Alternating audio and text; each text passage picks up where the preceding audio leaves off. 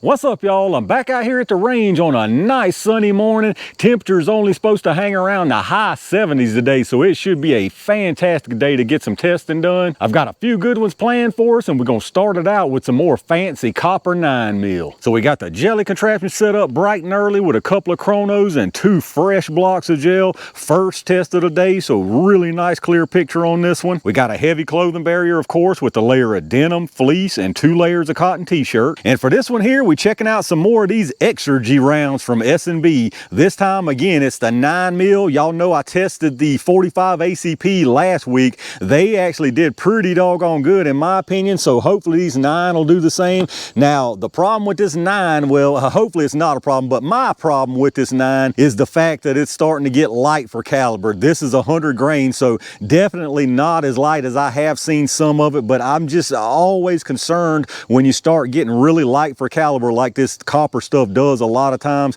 that the penetration is going to suffer. But hopefully they've designed these things to get some really nice controlled expansion, and we'll still get that good penetration. So again, these are solid copper 100 grain expanders. The velocity on the box here is saying 1312, and that is again out of a 6-inch test barrel. I know it's the standard for wherever, blah blah blah, but that just makes absolutely no sense to post those velocities on the box for people to see out of a 6-inch barrel for 9mm. So obviously we aren't going to see those today because I'm using them out of stuff that I feel like is a lot more realistic. Here's a quick look at the cartridge there. Brass case with that copper expanding projectile. Not a very large opening on this one, but usually copper expanders don't have a problem with expansion. Now, as far as the test tools out here, it's the usual 9mm that I run with. For the shorty, I've got the Canik Mete MC9 with a 3.1-inch barrel, and then for the longer one, I've got my G17 with a 4.5-inch barrel. So hopefully these fancy copper boys will turn in a good performance instead of being better off used as pennies, but let's get everything set up and find out. All right, let's see what kind of velocity we get out of some realistic barrel lengths here. And we'll do a 5-round average from each, starting with this Mete MC9 first. Now, if y'all aren't familiar with this lab radar, like I always mention, you're gonna see multiple velocity readings. The large numbers at the muzzle, and then you've got 5 across the bottom. The first one I've got set for 3 yards, which is roughly where the gel is here at 10 feet. And then I've got them set for 10, 15, 25, and 50. Now remember, the box on this is saying 1312. Definitely won't see that here, but be curious to see what we get. 1268. That was a 1268 again. And that doesn't surprise me. 1254, because that 45 ACP was really consistent. 1267. And 1242, so definitely not the 1312. Let's check out the average. All right, we had us a 5-round average there of 1260 feet per second, an extreme spread of 27 and an 11.7 standard deviation. So 1260, a far cry from that 1312. Well, decent amount, 50 FPS or so. It's still gonna perform at this, I feel like. 100 grain copper projectile. As far as expansion, is definitely gonna get that expansion. Recoil on that was very, very light too. I feel like I should mention that. Very light recoil, but now the energy's not that high, obviously, because of the weight of it, but still worth mentioning that it is a nice light recoil. Let me get it reset and let's try out the G17. All right, let's see what we get from this 4.5-inch G17. This is probably gonna feel like a marshmallow right here. Oh yeah, definitely super light. 1317, that actually exceeded the 1312. 1332. 1326, 1301, and 1319, so not quite as consistent, I don't believe. Again, super, super light recoil, and we did actually hit that 1312. Let's check out the average. All right, sure enough, the average was over that 1312. We had an average of 1319. The extreme spread wasn't as much as I thought. It just looked a little weird because the numbers jumping. Extreme spread on that was 30 with a standard deviation of 11.5, so not bad on consistency. The velocity is above what it said even from a 6-inch, so I definitely like to see see that. 1319 here, and if you do remember on that MC9, it was 1260, so you're talking about 59 feet per second difference between them. Not really a whole lot, but would be significant if you're right there on the edge of expansion. I think in the case of this lighter copper, we're not going to be on the edge in any case. I think you're going to see some really nice expansion. My concern is going to be the penetration, but let's get it all set up. Y'all know what time it is. All right, y'all, it's penny for your thoughts jelly time. I'm going to put one from each barrel length into the gel, starting with this 3.1 inch Canik first. Again, I don't have any doubt both of these are going to give us some good expansion. The penetration is what I'm curious about. All right, that should have been a good one right there. Let me go check it out.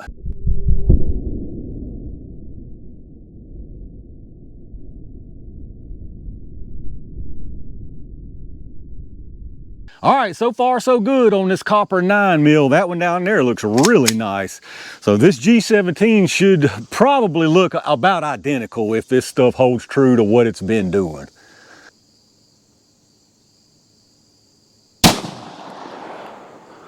All right, that should have been another good one. Let me go check these things out.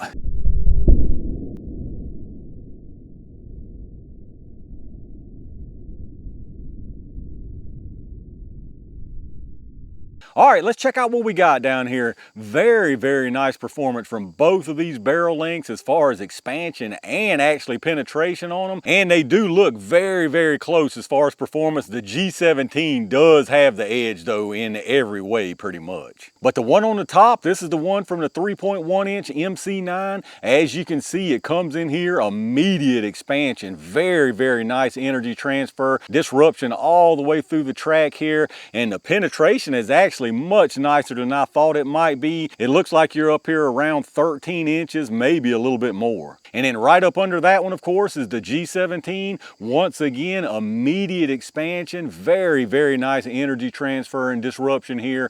Again, that disruption carries pretty much all the way through the track. This one gets some really nice penetration and expansion also, and looks like you've got right at about an inch more. So this one's probably sitting right around 14 inches. But let's find out for sure. So the MC9 is at exactly 13.25 inches of penetration. So very, very nice right there. And then the G17 is sure enough exactly 14.25. So an inch further than the MC9, but both of these are very, very nice. And then a closer look here, again, the top MC9, bottom G17, really nice transfer of energy from both of these things. You know, I mentioned the energy not being all that high, but with the velocity where it ended up being, both of these are in the 300s. So for a 9, you know, that's pretty much standard.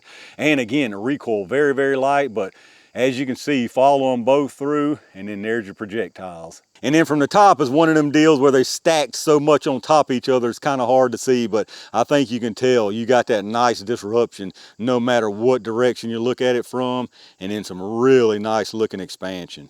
And then let's take a look at our projectiles here. Really nice stuff again, looking at these projectiles. This one right here is from the MC9, this one from the G17. As you can see, both of them expanded beautifully, really nice and even. But if you look from the back, you might be able to tell a little better on camera. Again, this is the MC9. This one's gonna have a little bit larger final size than this G17 because the G17 actually expanded back a little bit more. So more expansion is going to end up with a little bit smaller final size on the G17. But in either case, as you can see, you're talking about some very, very nice performance. But let's get the weights on them first. I don't think we lost anything at all. They both started at 100. This one from the MC9, sure enough, 100.0 grains. And then this one from the G17 is 99.8 grains. So that's more than likely manufacturing tolerances. I don't think you lost anything off of either one of those. And then for your sizes here, we'll do the MC9 first. You got 681 and 683. So very, very nice, even, consistent expansion right there. And then this one from the G17, you got 651 and 649. So again, very, very nice, even, consistent expansion, but a little bit smaller size because that G17 got a little bit more expansion. So there you go, y'all, the S&B XRG 100 grain 9mm solid copper expanders. Once again, very, very nice performance from this stuff in my opinion. Really, really light recoil to go along with the nice performance as far as expansion and penetration. So really, really nice stuff all the way around. Now, again, I'm one who wants really, really spicy stuff. So the energy on this is a little bit lacking for me, but it's not lacking generally speaking. In 9mm, it's right there where most of your average standard 9mm is. So in my opinion, in either one of these barrels, this would be another really nice choice to carry. All right, y'all, we're gonna wrap it up right there with some more good 9mm to start the day of testing. Again, very nice performance from both of these barrel lengths. Glad to see the velocity actually exceeded what they said on the box from a 6-inch, even out of my G17. Now, short through the MC9, obviously, out of a 3-inch barrel, but still plenty of velocity to get this round to do what it needed to do. Nice, consistent velocity, great penetration, fantastic expansion. So really just an all-around winner right here. Now, again, y'all know me, I want way spicier than this right here, so I'm not going switching to this by any means.